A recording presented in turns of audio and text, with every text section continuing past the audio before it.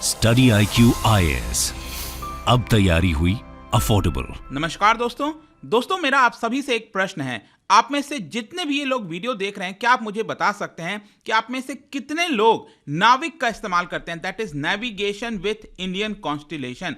I am sure कि हम सभी लोग जानते हैं कि जो भी हम स्मार्टफोन लेते हैं उसमें जीपीएस तो पहले से इंस्टॉल्ड होता है। जीपीएस जो कि यूएस का पूरा सिस्टम है, कहीं पर भी हमें जाना है आजकल तो यहाँ पर जो गूगल मैप्स है, जीपीएस है, इन सब के माध्यम से हम ट्रैवल करते हैं, राइट। लेकिन जो हमने यहां पर नाविक बनाया था, इसरो के द्वारा 2018 में इसको लॉन्च किया गया था, इसका इस्तेमाल अभी भी जनता नहीं कर पा रही है। उसके और भी कई कारण है, ऐसा नहीं है कि जनता नहीं चाहती कि भारत का इस्तेमाल ना करें, लेकिन कई सारे टेक्नोलॉजिकल बैरियर्स हो गए, बहुत सारी ऐसी चीजें हैं जिसकी वजह से इसका इस्तेमाल नहीं बढ़ा है। लेकिन यहां पर अब आप देख सकते हो, focus on commercial use of NavIC, ISRO's future satellites to get additional frequency. तो यहां पर इसरो ने कुछ बड़ा प्लान किया है कि हम एक एडिशनल फ्रीक्वेंसी इसके अंदर डालेंगे जो भी अब सैटेलाइट लॉन्च होंगी नाविक के लिए, और इसकी वजह से जो भी पर्सन के पास कोई भी छोटा से छोटा स्मार्टफोन हो, पुराना से पुराना स्मार्टफोन हो, वो आराम से इसका इस्तेमाल कर पाएगा। तो उसी चीज को हम डिटेल से जानेंगे कि एग्जैक्टली हो क्या रहा है। यहां पर बहुत कुछ जानने को है, चलिए आगे बढ़ते हैं। लेकिन उसके पहले ध्यान रखिएगा दोस्तों, अगर आप अगले साल यूपीएससी प्रीलिम्स का एग्जाम दे रहे हैं, ध्यान रखिएगा ये वाला जो पर्टिकुलर कोर्स है वो सिर्फ प्रीलिम्स के लिए है। 2023 में 28 मई को होने वाला है। तो यहां पर जो इंटीग्रेटेड पढ़ाई है स्टैटिक और करंट अफेयर्स की, वो कराई जाएगी इन 200+ आवर्स ऑफ लाइव क्लासेस। ये सभी कुछ लाइव होगा। यहां पर बुकलेट्स आपके घरों पर भेजा जाएगा। ऑल इंडिया मॉक टेस्ट भी आप इसके माध्यम से दे सकते हैं at a very affordable price. इसका प्राइस है सिर्फ 6000 रुपीज। अगर आप कोड इस्तेमाल करते हो अंकित लाइव हमारे वेबसाइट या फिर ऐप पर, कमेंट सेक्शन में भी इसका लिंक मिल जाएगा। और कई सारे जैसे कि एनसीईआरटी हो गया, बहुत ही कम दाम पर इन सभी चीजों को लॉन्च किया गया है। इसके अलावा और अगर आपको एमसीक्यूज वगैरह अटेम्प्ट कराना है तो मेरे इंस्टा पेज पर जा सकते हैं, वहां पर स्टोरीज में जितने भी एमसीक्यूज हैं उसको आप अटेम्प्ट कर पाएंगे। चलिए शुरुआत करते हैं और सबसे पहले देखते हैं एग्जैक्टली हो क्या रहा है। जैसा कि मैं आपको कह रहा था, नाविक नेविगेशन विथ इंडियन कॉन्स्टिलेशन, इसके यूज को और ज्यादा बढ़ाने के लिए नाविक एक प्रकार से इंडियन वर्जन ऑफ जीपीएस है। हम सबको पता है कि जो ग्लोबल पोजीशनिंग सिस्टम होता है, जो कि ज्यादातर पूरे विश्व में यूज किया जाता है, तो उसी का ही एक ऑल्टरनेटिव है जो कि भारत का है, होम ग्रोन है नाविक। और इसको यूज को बढ़ाने के लिए इसरो अब इंट्रोड्यूस करेगा जितने भी फ्यूचर सैटेलाइट होंगे, क्योंकि नाविक में अगेन यहां पर कई सारे सैटेलाइट्स हैं, ठीक है, इसके बारे में मैं आपको आगे बताऊंगा।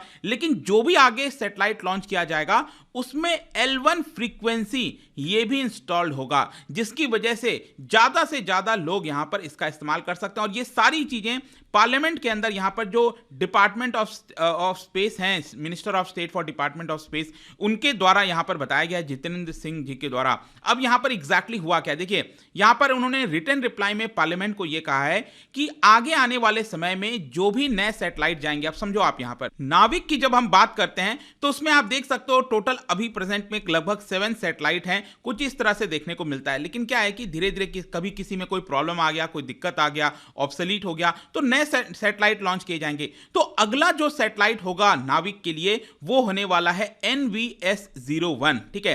तो ये वाला जो सैटेलाइट होगा या फिर इसके आगे आने वाले जितने भी सैटेलाइट होंगे उसमें L1 बैंड भी होगा।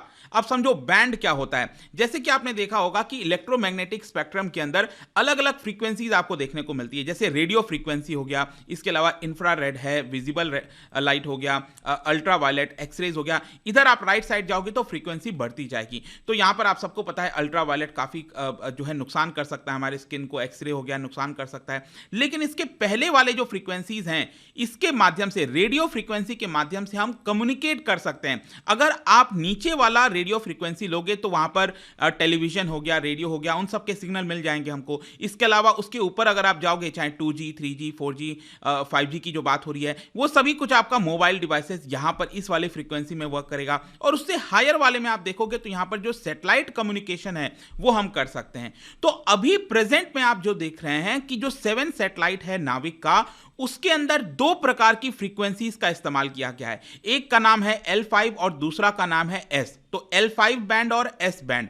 लेकिन अब यहां पर क्या होगा कि यहां पर जो नए सैटेलाइट लॉन्च किए जाएंगे, NVS-01 जो लॉन्च करेगा इसरो, उसके अंदर L1 फ्रीक्वेंसी भी होगा। अब आप देखिए L5 फ्रीक्वेंसी बेसिकली क्या है, ये है 1176.45 मेगाहर्ट्ज, इस वाले फ्रीक्वेंसी पर वर्क करता है। और जो L1 वाला है वो आपका 1575.42 मेगाहर्ट्ज पर वर्क करता है।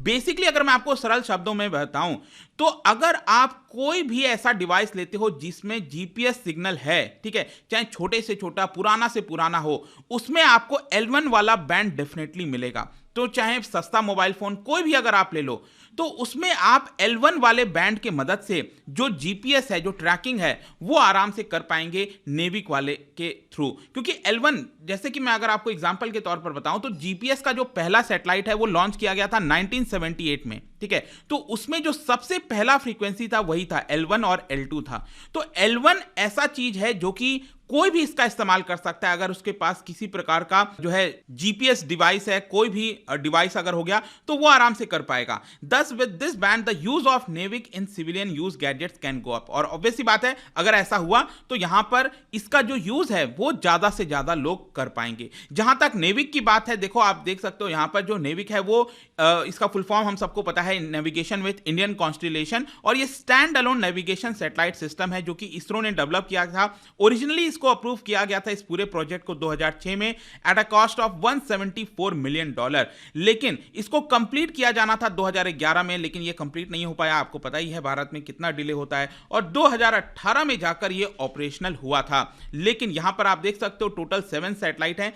इसमें मेन चीज जो हमें ये ध्यान रखना है कि भारत के बॉर्डर से लगभग 1500 किलोमीटर के दूरी तक ये आप ट्रैकिंग कर सकते हैं। मतलब 1500 किलोमीटर भारत तो कवर होगा ही होगा, लेकिन उसके बॉर्डर से लगभग 1500 किलोमीटर तक ये आपको देखने को मिलेगा। और उसमें एक चीज आपको ध्यान रखनी है, इसमें जो 3 सैटेलाइट हैं वो आपका जियो स्टेशनरी पर है। आपको पता है 36,000 किलोमीटर के अबव लेवल पर होता है ये करीब। और जियो सिंक्रोनस आप देख सकते हो यहां पर इस तरह से ये 8 की शेप में मूव करता रहता है। तो पूरा भारत कवर होता है और उसके बाउंड्री से लगभग 1500 किलोमीटर भी यहां पर ट्रैकिंग होती है। लेकिन इसका यूज अभी के लिए काफी लिमिटेड बताया जाता है। जैसे कि इमरजेंसी वार्निंग अलर्ट हो गया फिशरमैन के लिए, अगर वो डीप सी में जा रहे हैं, फिशिंग कर रहे हैं, तो उनको अलर्ट जारी करना। ट्रैकिंग मतलब जो पब्लिक व्हीकल्स हैं उसमें ट्रैकिंग सिस्टम लगाना। इसके अलावा जो नेचुरल डिजास्टर वगैरह के समय ट्रैकिंग करना, इंफॉर्मेशन लेना, उन सब में ये अभी के लिए मदद होता है। लेकिन डेली यूज में जो हम देखते हैं ना कि जब हम कहीं पर जा रहे हैं तो जीपीएस का ही ज्यादा इस्तेमाल होता है। तो 2021 के सैटेलाइट नेविगेशन ड्राफ्ट पॉलिसी में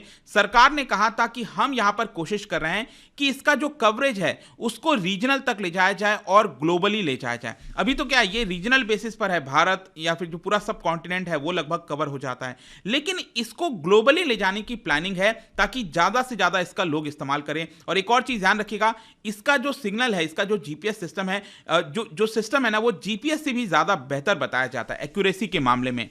इसके अलावा एक और चीज आपको ध्यान होगा कि सरकार ने यहां पर एक खबर यह भी आई थी कि जो स्मार्टफोन मेकर्स हैं, चाहे एप्पल है, सैमसंग है, शियोमी हो गया, जितने भी स्मार्टफोन मेकर्स हैं, उनसे यहां पर सरकार कह रही थी कि आप अपने डिवाइस के अंदर चेंजेस करिए ताकि वो आपका डिवाइस नेविक कॉम्पिटेबल भी हो सके। क्योंकि अभी के लिए जितने भी स्मार्टफोन डिवाइसेस आते हैं उसमें जीपीएस तो चलता ही चलता है, लेकिन कई सारे में नेविक नहीं चलता है, नेविक सिस्टम। तो यहां पर उन्होंने कहा था कि 2023 जनवरी 2023 तक आपको ये करना होगा। ये सारी खबरें रॉयटर्स की तरफ से आई थी, लेकिन कहीं ना कहीं जो स्मार्टफोन मेकर्स हैं उन्होंने कहा कि देखिए ये पॉसिबल नहीं है, यहां पर हमें बहुत सारे हार्डवेयर चेंजेस करने पड़ेंगे, कई सारा डिसरप्शन आ सकता है, तो इसको करना आसान नहीं होगा। और कहीं ना कहीं उसी को ध्यान में रखते हुए अब आप देख सकते हो, जैसा मैंने बताया कि यहां पर L1 जो बैंड है वो सैटेलाइट्स के अंदर डाला जाएगा ताकि कोई भी स्मार्टफोन हो उसमें ये आपका चल जाएगा। अब इन सभी चीजों का एडवांटेज क्या है, देखो यहां पर सरकार साफ साफ कहती है कि आपको कोशिश करना चाहिए आप दूसरी सरकार का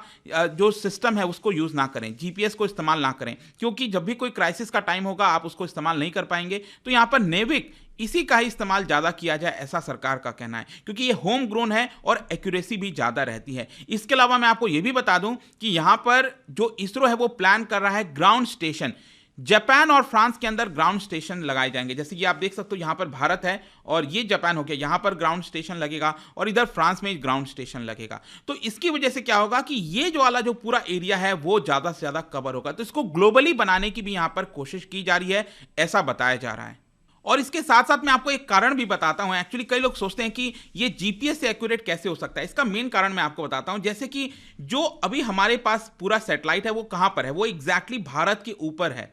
भारत के ऊपर डायरेक्टली यहां पर वर्क कर रहा है जितने भी सैटेलाइट हैं। जो जीपीएस है ना दोस्तों, वो आपका 24 सैटेलाइट है जो पूरे दुनिया में वर्क कर रहा है। लेकिन क्या वो डायरेक्टली भारत के ऊपर है वो सैटेलाइट? नहीं, वो सैटेलाइट कहीं ना कहीं आपको इक्वेटर की तरफ या फिर कहीं और जो है इस तरह से, मतलब टिल्टेड फॉर्म में देखने को मिलता है, जिसकी वजह से एक्यूरेसी उतना ज्यादा एक्यूरेट नहीं होती है जीपीएस की। ठीक है, हाँ, ऑल्दो आप यूज करते होंगे तो काफी हद तक ये ठीक ठाक बताता है, लेकिन स्टिल आप नेविक अगर इस्तेमाल करेंगे तो वो ज्यादा एक्यूरेट, चाहे जंगल हो कहीं पर भी अगर आप देखोगे ना तो नेविक आप उसका इस्तेमाल कर पाओगे रादर देन जीपीएस। जीपीएस का सिस्टम कई बार चला जाता है लेकिन नेविक का नहीं जाएगा। तो इस तरह के कई सारे एडवांटेजेस हैं। इसके साथ साथ यहां पर जो जितेंद्र सिंह जी हैं यूनियन मिनिस्टर, उन्होंने पार्लियामेंट को यह भी बोला कि इसका जो यूजेज है वो भी धीरे धीरे बढ़ते जा रहा है, लेकिन इसको फर्दर इंक्रीज करने के लिए यहां पर कुछ चेंजेस किए जा रहे हैं। तो आई होप कि यहां पर जो भी कुछ था आपको समझ में आ गया होगा। और जाने से पहले एक इंटरेस्टिंग क्वेश्चन, यहां पर क्या बता सकते हो कि एक सैटेलाइट को लॉन्च स्टेशन ये किधर होना चाहिए, मतलब कि दुनिया भर में कौन से रीजन में